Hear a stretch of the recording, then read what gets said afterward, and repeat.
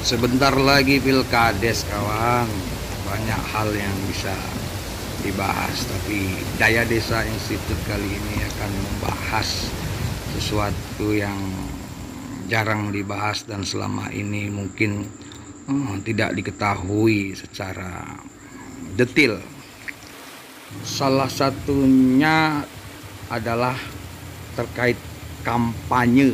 Nah, kampanye bagi calon kepala desa.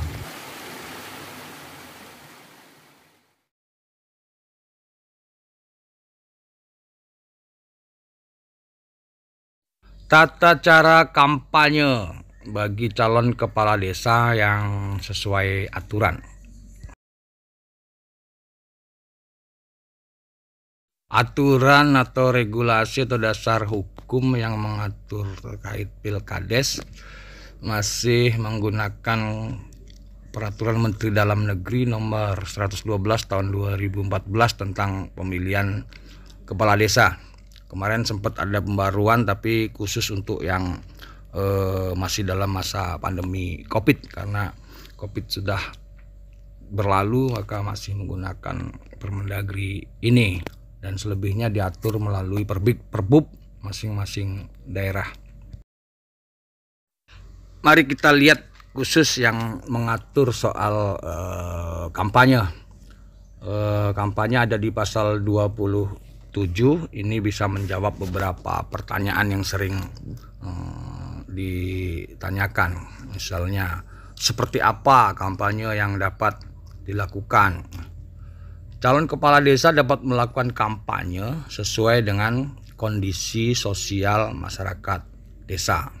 Ada lagi yang bertanya juga, berapa lama pelaksanaan kampanye? Pelaksanaan kampanye dilakukan selama 3 hari. 3 hari itu kapan? 3 hari dihitung sebelum dimulainya masa tenang. Itulah masa kampanye. Loh, masa tenang itu kapan? Sesuai Permendagri ini, masa tenang adalah 3 hari sebelum pemungutan suara. Nah, untuk kapan pemungutan suara itu ditentukan oleh bupati. Nah, begitu bupati sudah menentukan tanggal sekian, maka 3 hari sebelumnya adalah masa tenang dan 3 hari sebelumnya adalah masa kampanye. Itu waktunya. Dalam pelaksanaan kampanye harus menggunakan prinsip yang diatur. Kampanye dilakukan dengan prinsip jujur, terbuka, dialogis, dan yang terakhir bertanggung jawab.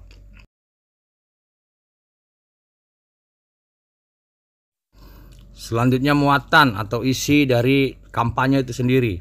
Apa muatan atau isi dari kampanye? Kampanye itu memuat visi dan misi apabila terpilih sebagai kepala desa. Itu muatannya. Itu yang disampaikan pada saat berkampanye.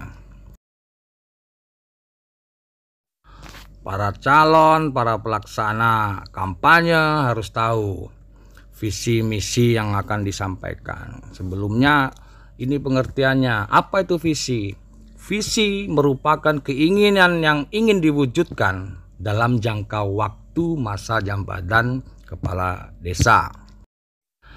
Sedangkan misi itu berisi program atau program kerja yang akan dilaksanakan dalam rangka mewujudkan visi tersebut. Lalu, untuk menyampaikan visi dan misi tersebut, ada jenis-jenis kampanye atau bentuk-bentuk kampanye yang dapat dilaksanakan. Melalui apa? Yang pertama, melalui pertemuan terbatas. Yang kedua, melalui tatap muka. Yang ketiga, melalui dialog. Yang keempat, melalui penyebaran bahan kampanye yang ditujukan kepada umum. Kemudian yang kelima, bisa pemasangan alat peraga baik di tempat kampanye atau tempat lain yang ditentukan oleh panitia. Yang keenam, bisa berupa kegiatan lain.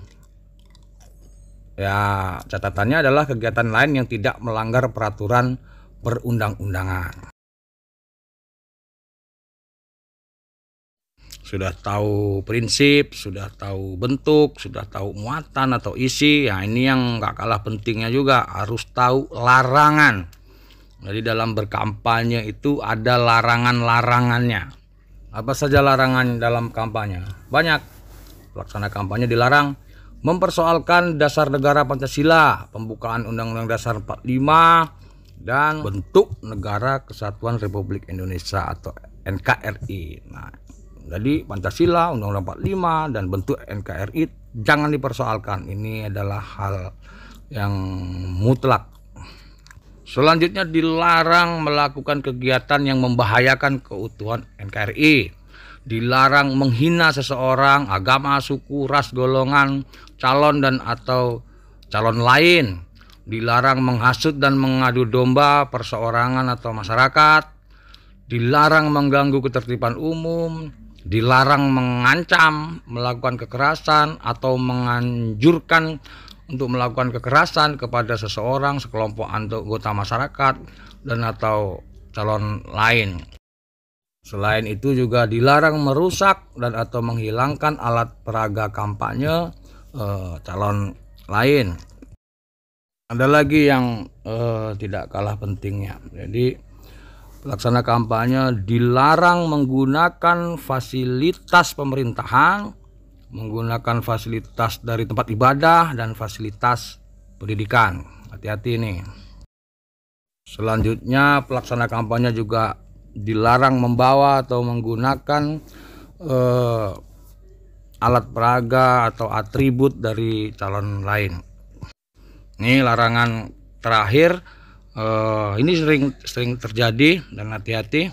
Jadi pelaksana kampanye dilarang menjanjikan atau memberi berupa uang atau materi lainnya kepada peserta kampanye. Selanjutnya ada juga larangan tentang peserta. Jadi larangan peserta kampanye. Pelaksana kampanye dilarang mengikut sertakan 1. Kepala desa, 2. Perangkat desa, 3. Anggota BPD. 3 ini tidak boleh ikut berkampanye. Ada larangan, pasti ada sanksi. Ini ada di pasal 31 bahwa pelaksana kampanye yang melanggar larangan kampanye dikenakan sanksi berupa 1. Peringatan tertulis apabila pelaksana kampanye melanggar larangan walaupun belum terjadi gangguan. Yang kedua, dapat disanksi penghentian kegiatan kampanye di tempat terjadinya pelanggaran atau di suatu wilayah yang dapat mengakibatkan gangguan terhadap keamanan dan berpotensi menyebar ke wilayah lainnya.